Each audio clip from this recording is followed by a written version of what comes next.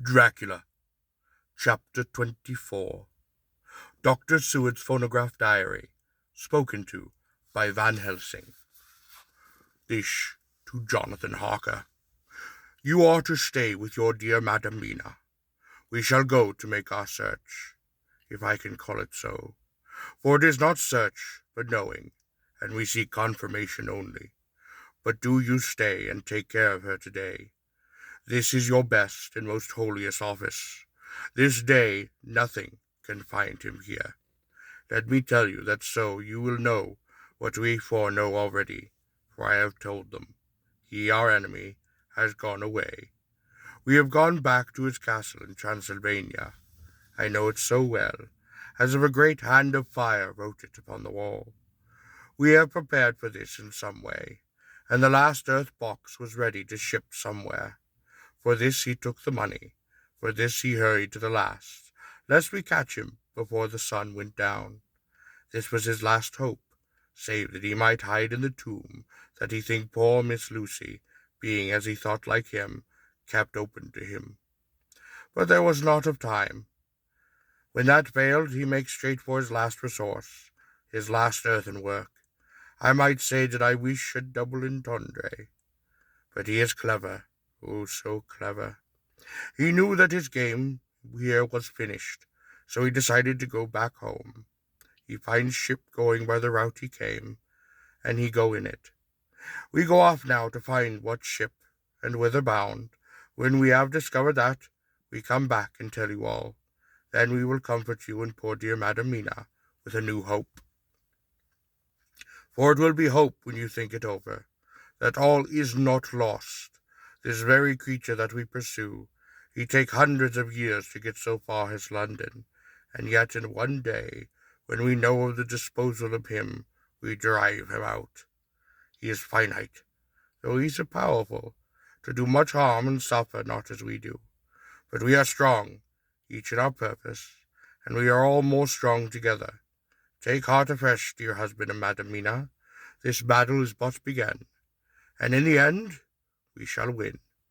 So sure, so that God sits on high to watch over his children. Therefore be of much comfort till we return. Yours, Van Helsing. Jonathan Harker's Journal, 4th of October. When I read to Mina Van Helsing's message in the phonograph, the poor girl brightened up considerably. Already the certainty that the Count is out of the country has given her comfort, and comfort is strength to her. For my own part, now that this horrible danger is not face to face with us, it seems almost impossible to believe in it. Even my own terrible experiences in Castle Dracula seem like a long-forgotten dream. Here, in the crisp autumn air, in the bright sunlight, alas, how can I disbelieve? In the midst of my thought, my eye fell upon the red scar on my poor darling's white forehead. Whilst that lasts, there can be no disbelief, and afterwards the very memory of it will keep faith crystal clear. Mina and I fear to be idle, so we have been over all the diaries again and again. Somehow, although the reality seems greater each time, the pain and the fear seems less. There is something of a guiding purpose manifest throughout, which is comforting. Mina says that perhaps we are the instruments of ultimate good. It may be. I shall try to think as she does. We have never spoken to each other yet over the future. It is better to wait till we see the professor and the others after their investigations. The day is running by more quickly than I ever thought a day could run for me. It is now 3 o'clock. Mina Harker's Journal, 5th of October, 5 p.m. Our meeting for report. Present, Professor Van Helsing, Lord Godalming, Dr. Seward, Mr. Quincy Morris, Jonathan Harker, and Mina Harker. Dr. Van Helsing described what steps are taken during the day to discover on what boat and whither bound Count Dracula made his escape. As I know that he went to go back to Transylvania, I felt sure that he must go by the Danube month, or by somewhere in the Black Sea, since by that way he came. It was a dreary blank that was before us, omni ignoratum pro maleficio. And so with heavy hearts we start to find what ship left for the Black Sea last night. He was in a sailing ship, since Madamina tales of sails being set. These not so important as to go in your least of the shipping in the times. And as we go, by suggestion of my Lord Godalming, to your lords, where our note of all ships that sail, however so small, there we find that only one Black Sea-bound ship go out with the tide. She is the Tsarina Catherine, and she sailed from Doolittle's wharf for Varna, and thence on to other ports up the Danube. So, said I, this is the ship where is the Count. So off we go to Doolittle's wharf, and there we find a man in an office of wood, so small that the man looked bigger than his office. From him we inquire of the goings of the Tsarina Catherine. He sware much, and he red face and louder voice, but he good fellow all the same. And when Quincy gave him something from his pocket, which crackled as he rolled it up, and put it in so small a bag which we have hid but deep beneath in his clothing, he's still a better fellow, and a humble servant to us. He came with us, and asked many men, who are rough and hot. There be better fellows, too, when they have been no more thirsty. They say much of blood and bloom, and of others which I comprehend not, though I guess what they mean, but nevertheless they tell us all things which we want to know. They make known to us among them how last afternoon at about 5 o'clock comes a man so much in a hurry, tall man, thin and pale, with a high nose and teeth so white, and eyes that seem to be a burning coal, that he be all in black, except that he have a hat of straw, which suit not him at the time, that he scatter his money in making quick inquiry as to what ship sails for the Black Sea, and for where. Some took him to the office, then to the ship, where he would not go aboard, but hold at shore end of gangplank, and asked that the captain come to him. The captain did come, and when told that he will be paid well, and though he sware much at the first, he agreed to term. Then the thin man go, and someone tell him where horse and cart can be hired. He go there. Soon he comes again, himself driving cart, on which is a great box. This he himself lifts down, though it takes several to put it on the truck for the ship. He give much talk to a captain as to how and where this box is to be placed, but the captain like it not, and swear at him in many tongues, and tell him that he would like he can come and see where it shall be. But he say no, that he come not yet, for that he still has much to do. Whereupon the captain tell him that he had better be quick with the blood, for that his ship will leave the place of blood before the turning of the tide with blood. Then the thin man smile, and say that of course he must go. Then he think fit, but he will be surprised if we go quite so soon. The captain swears again, the polyglot. The thin man make him bow, and thank him, and say that he will so far intrude upon his kindness as to come aboard before the sailing. Final, the captain, more red than ever, and in more tongues, tell him that he doesn't want no Frenchmen, with a bloom upon them, and also with blood in his ship, with blood on her also. And so after asking where there might be close at hand a shop where he might purchase ship forms, he departed. No one knew where he went, or bloomin' well cared, as they said, for they had something else to think of. Well, with blood again, for it soon became apparent to all that the Tsarina Catherine would not sail as was expected. A thin mist began to creep up from the river, and it grew and grew, till soon a dense fog enveloped the ship, and all around her. The captain swore the polyglot, very polyglot with bloom and blood, but he could do nothing. The water rose and rose, and he began to fear that he would lose the tide altogether. He was in no friendly mood. When he put just at full tide, the thin man came up the gangplank again, and asked to see where his box had been stored. The captain replied that he wished that he and his box, old and with much bloom and blood, were in hell, but the thin man did not be offended, and went down with the mate, and saw where it was placed, came up and stood a while upon the deck in the fog. He must have come off by himself, for none noticed him. Indeed, they thought naught of him, for soon the fog began to melt away, and all was clear again. My friends of the thirst and the language that was of blooming and blooding laughed, as they told that the captain's swears exceeded even his usual polyglot, and was more than ever full of picturesque. When on questioning other mariners who were on movement up and down on the river that hour, he found that few of them had seen any of the fog at all, except where it lay around the wharf. However, the ship went out on the ebb tide, and was doubtless by morning far down the river mouth. She was by then when they told us, well and well out to sea. And so, my dear Madamina, it is that we have to rest for a time, for our enemy is upon the sea, with the fog at his command, on his way to the Dunab Mont. To sail a ship takes time, goes she never so quick, and when we start we go on land more quick, and we meet him there.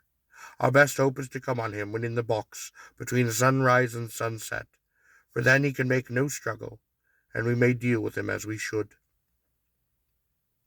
There are days for us in which we can make ready our plan. We know all about where he go, for we have seen the owner of the ship, who have shown us invoices and papers that can be.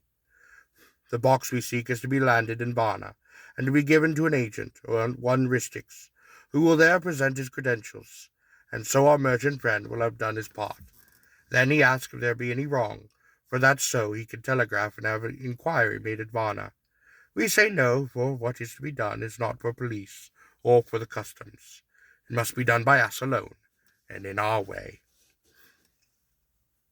When Dr. Van Helsing had done speaking, I asked him if it were certain that the Count had remained on board the ship, and he replied, "Oh, we have the best proof of that. Your own evidence when in the hypnotic trance this morning." I asked him again if it were really necessary that they should pursue the Count, for I dread Jonathan leaving me, and I know that he would surely go if the others went. He answered in growing passion, at first quietly. As he went on, however, he grew more angry, more forceful, till in the end we could not but see wherein was at least some of that personal dominance which made him so long a master amongst other men.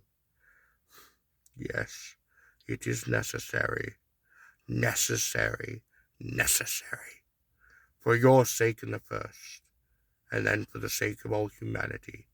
This monster has done much harm already, in this narrow escape where he found himself, and in the short time, as yet, he was only as a body groping at so small a measure in darkness and unknowing. All this have I told these others. You, my dear Madamina, will learn it in the phonograph of my friend John, or in that of your husband.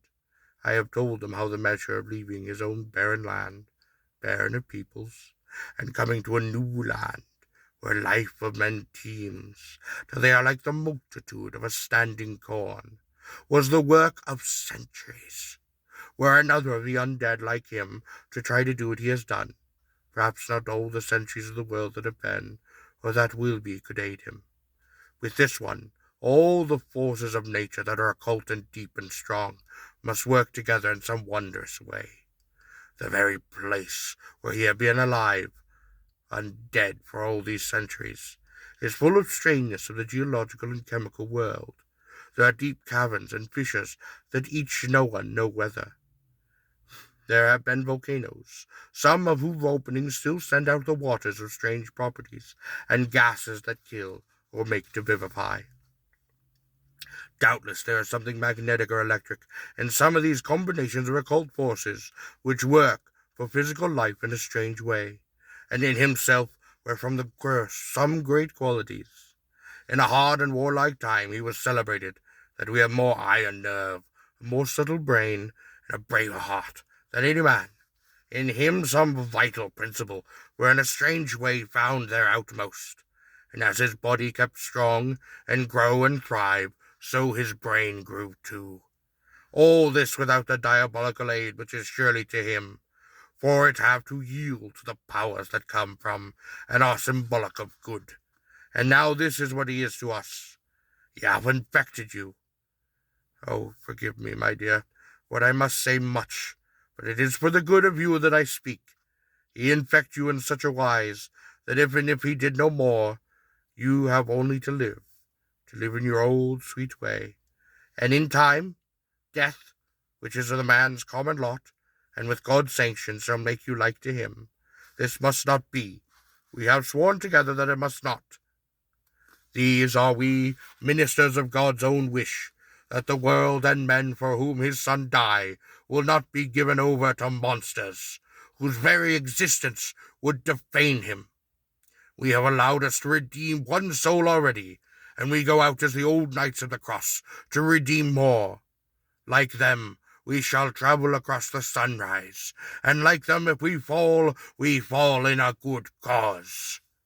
He paused, and I spoke. "But will not the Count take this rebuff wisely? Since he has been driven from England, he will not avoid it, as a tiger does the village from which he has been hunted." "Alas," he said, "your smile and simile of the tiger good for me, I shall adopt. Your man-eater, as they of India call the tiger, who has once tasted blood of the human, care no more for other prey, but prowl unceasingly till he get them. This that he might hunt from our village is a tiger too, a man-eater, and he never ceased to prowl. Nay, in himself he is not one to retire and to stay afar.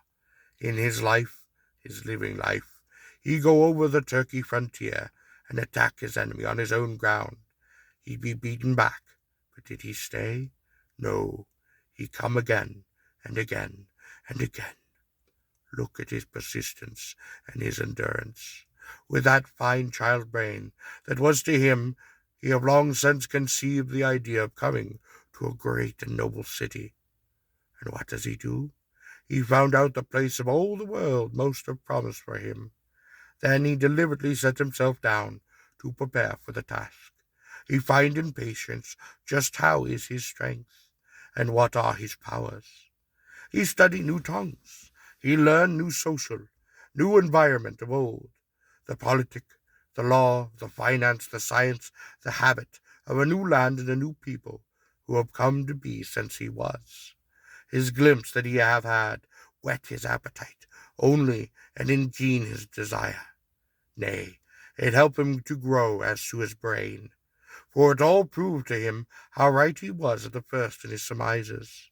He have done this alone, all alone, from a ruined tomb in a forgotten land. What more may he not do when the greater world of thought is open to him? He that can smile at death as we know him, who can flourish in the midst of diseases that kill off the whole of peoples. Oh, if such a one was to come from God and not the devil, what a force for good might he not be in this old world of ours? But we are pledged to set the world free. Our toil must be in silence, and our efforts of all in secret. For in this enlightened age, when men believe not what they see, the doubting of wise men would be his great strength. It would be at once his sheath and his armor, and his weapon to destroy us, his enemies, who are willing to peril even our own souls for the safety of one we love, for the good of mankind, and for the honor and glory of God. After general discussion, it was determined that for tonight nothing be definitely settled, that we should all sleep upon the facts, and try to think out the proper conclusions. Tomorrow at breakfast we are to meet again, and after making our conclusions known to one another, we shall decide on a definitive course of action. I feel a wonderful peace, and I rest tonight. It is as if some haunting presence were removed from me. Perhaps. My sunrise was not yet finished. Could not be, for I caught sight in the mirror of the red mark upon my forehead, and I knew that I was still unclean. Dr. Seward's Diary, 5th of October. We all rose early, and I think that sleep did much for each and all of us. When we went had early breakfast, there was some general cheerfulness any of us had ever expected to experience again. It is really wonderful how much resilience there is in the human nature. Let any obstruction cause, no matter what, be removed in any way, even by death, and he fly back to principles of hope and enjoyment. More than once as we sat around the table, my eyes opened in wonder whether the whole of the past days had not been a simple dream. It was only when I caught sight of the red blotch on Miss Harker's forehead that I was brought stunned back to reality.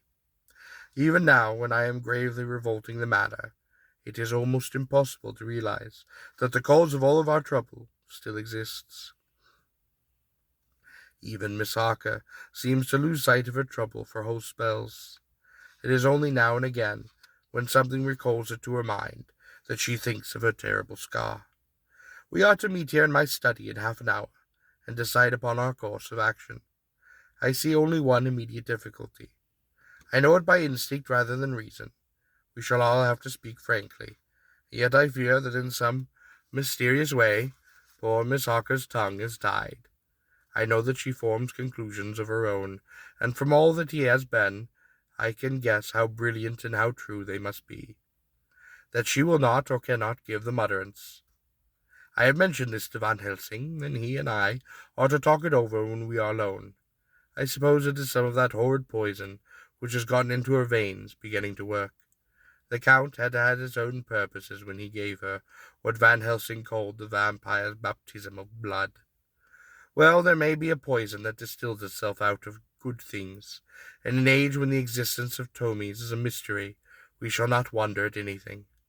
One thing I know, that if my instinct were true regarding poor Miss Harker's silence, then there is terrible difficulty, an unknown danger in the work before us. The same power that compels her silence may compel her speech.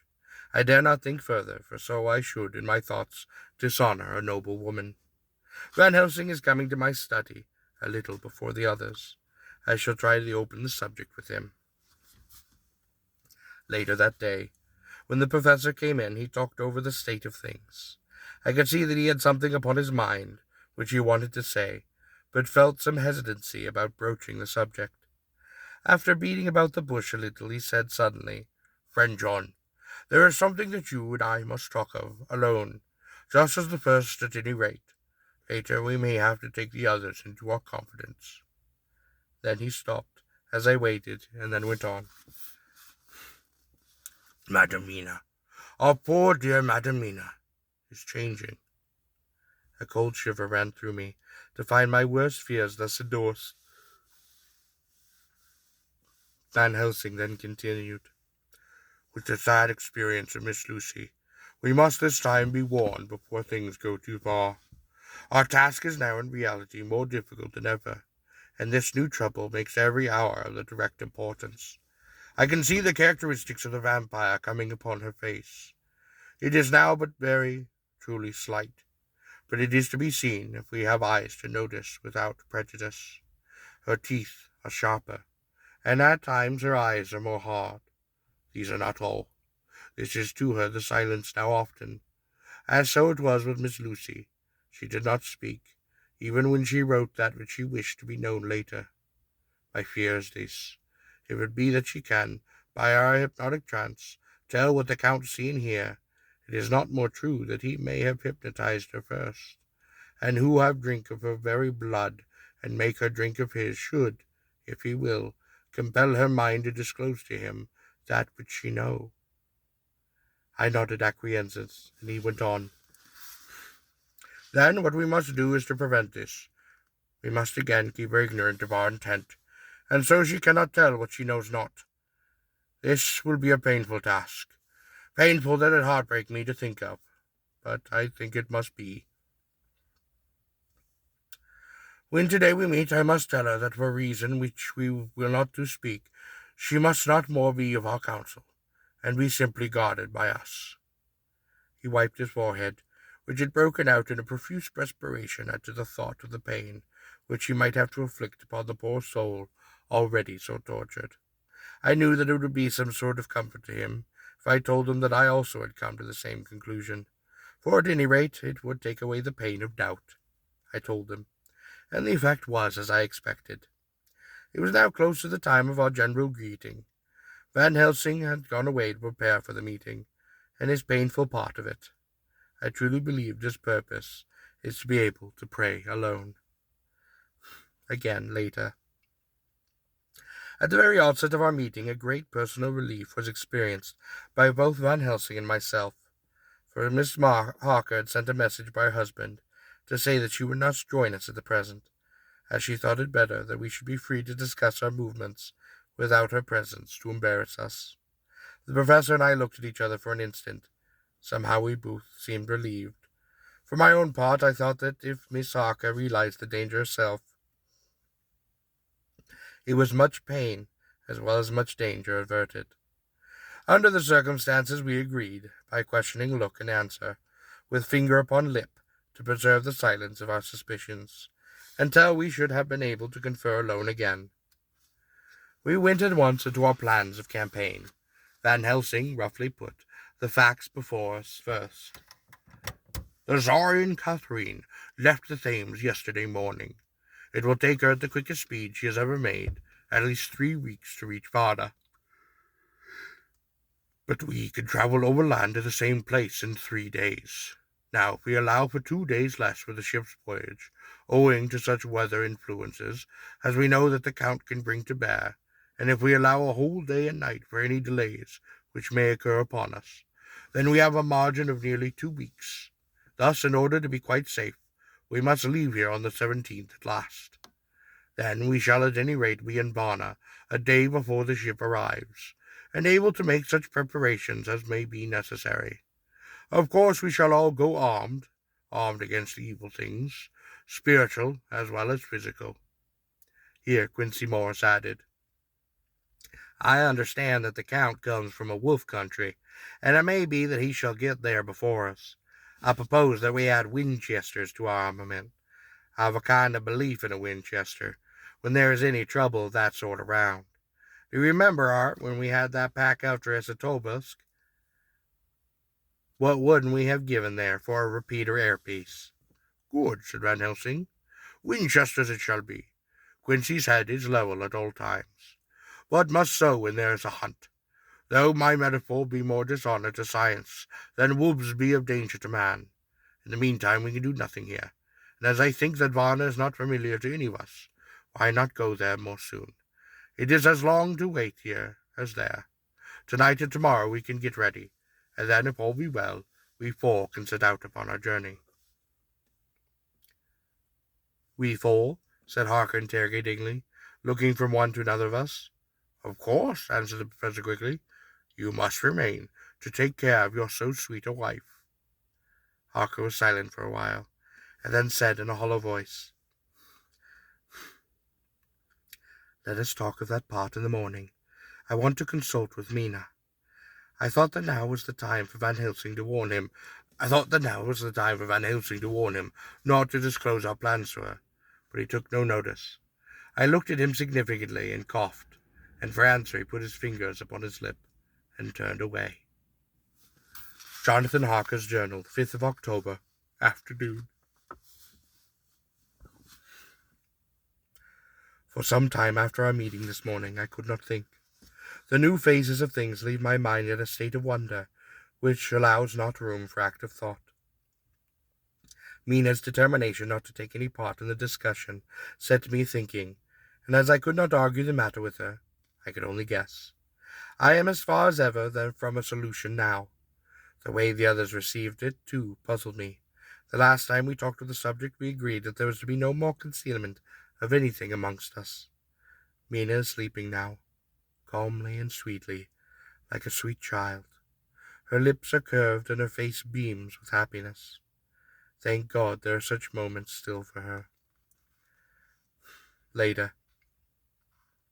How strange it all is. I sat watching Mina's happy sleep, and came as near to being happy myself as I suppose I shall ever be. As the evening drew on, and the earth took its shadows from the sun sinking lower, the silence of the room grew more and more solemn to me. At once Mina opened her eyes, looking at me tenderly, spoke. Jonathan, I want you to promise me something on your word of honor, a promise made to me, but made wholly on God's hearing, not to be broken though I should go down on my knees and implore you with bitter tears. Quick, you must make it to me at once. Mina, I said, a promise like that I cannot make at once. I may have no right to make it. Oh, but dear one, she said with such spiritual intensity that her eyes were like pole stars. It is I who wish it. It is not for myself. You can ask Dr. Van Helsing if I am not right. If he disagrees, you may do as you will. Nay, more, if you all agree. Later you are absolved from the promise. All right, I promise, I said, and for a moment she looked supremely happy, though to me all happiness for her was denied by the red scarf on her forehead. She then spoke. Promise me that you will not tell me anything of the plans formed for the campaign against the Count, not by word, inference, or implication, not at any time whilst this scar remains to me." She solemnly touched the scar, and I saw that she was in earnest, so I said solemnly, "I promise." And as I said it, I felt that from that instant a door had been closed between us. Later that midnight, Mina had been bright and cheerful all the evening, so much so that all the rest seemed to take courage, as if infected somewhat with her gaiety. As a result, even myself felt as if the pall of gloom which weighs us down had been somewhat lifted. We all retired early. Mina is now sleeping like a little child, and it is a wonderful thing that her faculty of sleep remains to her in the midst of her terrible trouble. I thank God for it, for then at least she can forget her care. Perhaps her example may affect me as her gaiety did tonight. I shall try it. Oh, if only for a dreamless sleep. 6th of October, early morning. Another surprise. Mina woke me early about the same time as yesterday, and asked me to bring Dr. Van Helsing. I thought that it was another occasion for hypnotism, and without question went for the professor. He had evidently expected some sort of call, for I found him dressed upon his room, his door ajar, so that he could hear the opening of the door of our own room. He came at once as he passed into the room, and asked Mina if the others might come too. "No," she said quite simply. It will not be necessary. You can tell them just as well. I must go with you upon your journey." Dr. Van Helsing was as startled as I was, and after a moment's pause he asked, "But why?" "You must take me with you, for I am safer with you, and you all shall be safer too." "But why, dear Madam Mina? You know that your safety is our solemnest duty, and we go into danger to which you are or may be more liable than any of us from circumstances and things that have been." He paused, embarrassed. As she replied, she raised her finger and pointed to her forehead. "I know. That is why I must go. I can tell you now, whilst the sun is coming up, but I may not be able to again. I know that when the Count wills me, I must go. I know that if he tells me to come in secret, I must come by any device to hoodwink, even Jonathan." God saw the look that she turned on me as she spoke, and if there was indeed a recording angel, that look is noted at her everlasting honor. I could only clasp her hand. I could not speak. My emotion was too great for even the relief of tears. Then she went on. "You men are brave, and you are strong. You are strong in your numbers, for you can defy that which would break down the human endurance of one who had to God alone. Besides, I may still yet be of service, since you can hypnotize me, and so learn that which even I myself do not know." Dr. Van Helsing then said very gravely, "Madam Mina, you are as always most wise. You shall with us come, and together we shall do that which we go forth to achieve." When he had spoken, Mina's long spell of silence made me look at her. She had fallen back upon her pillow asleep. She did not even wake when I had pulled up the blind and let in the sunlight which flooded the room. Van Helsing motioned me to come with him quietly. He went to his room, and within a minute Lord Godalming, Dr. Seward, and Mr. Morris were with us also. He told them what Mina had said, and then went on. "In the morning we shall leave for Varna. We have now to deal with a new factor, Madame Mina. Oh, but her soul is true. It is to her an agony to tell us so much as she has done. But it is most right, and we are warned in time. There must be no chance lost, and in Varna we must be ready to act the instant when the ship arrives." "What shall we do exactly?" asked Mr. Morris. The professor paused before replying.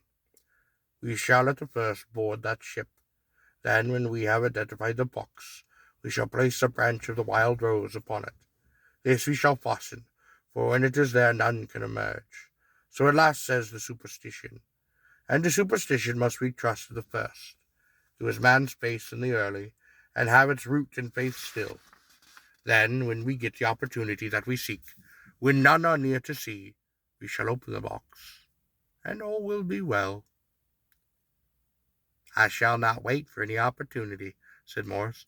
"When I see the box, I want to open it and destroy that monster, though there were 1,000 men looking on, and if I am to wipe out for it the next moment." I grasped his hand instinctively, and found it as firm as a piece of steel. I think he understood my look. At least I hope he did. "Good boy," said Dr. Van Helsing. "Brave boy. Quincy is old man, and God bless him for it. My child, believe me, none of us shall lag behind or pause from any fear. I do but say what we may do, what we must do. But indeed we cannot say that we shall do, for there, sir, are many things which may happen, and their ways and their ends are so various, that until the moment we may not say. We shall all be armed, in all ways, and when the time for the end has come, our efforts shall not be for lack. Now let us today put all of our affairs in order. Let all things which touch on others dear to us, and which who on us depend, be completed. For none of us can tell that, or when or how, the end may be. As for me, my own affairs are regulated, and as I have nothing else to do, I shall go make arrangements for the travel. I shall gather the tickets and so forth for our journey." There was nothing further to be said, and we parted. I shall now settle up all my affairs of earth, and be ready for whatever may come. Later. It is all done. My will is made and complete. Mina, if she survive, is my whole heir. If it should not be so, then the others who have been so good to us shall have remainder. It is now drawing towards the sunset. Mina's uneasiness calls my attention to it, and I am sure that there is something on her mind, which the time of exact sunset will reveal. These occasions are becoming harrowing times for us all, for each sunrise and sunset opens up some new danger, some new pain, which, however, may, in God's will, be means to a good end. I write all these things in the diary, since my darling must not hear them now, but if it may be that she can see them once, and again, they shall be ready. Oh, for she is calling to me.